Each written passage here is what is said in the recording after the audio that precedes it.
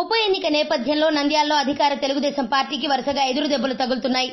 AP CM Chandrababu నాయుడుకు తెలుగు తమ్ముళ్లు షాక్ల మీద షాక్లు ఇస్తూనే ఉన్నారు. ఇప్పటికే శిల్పా మోహన్ రెడ్డితో పాటు ఆయన సోదరుడు శిల్పా చక్రపాణి రెడ్డి ప్రతిపక్ష వైఎస్ఆర్ కాంగ్రెస్ పార్టీలో చేరిన సంగతి తెలిసిందే.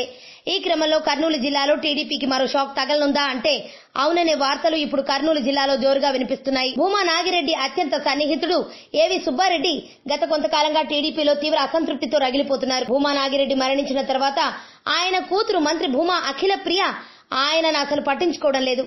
దీంతో ఆయన గత కొంతకాలంగా భూమా ఫ్యామిలీకి దూరంగా ఉన్నారు.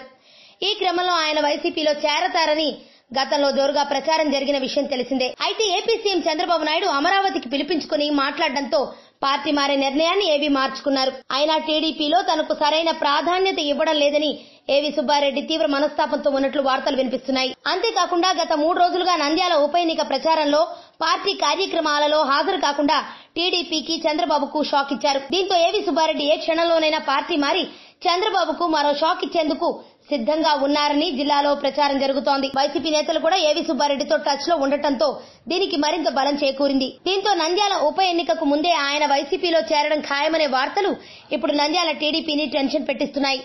ఏవి సుబ్బారెడ్డి భూమా ఫ్యామిలీకి అత్యంత సన్నిహితుడు. దీంతో ఆయన పార్టీ మారితే నంద్యాల ఉప ఎన్నికలో భూమా ఫ్యామిలీతో పాటు టీడీపీకి కూడా పెద్ద షాక్ తగిలినట్లే.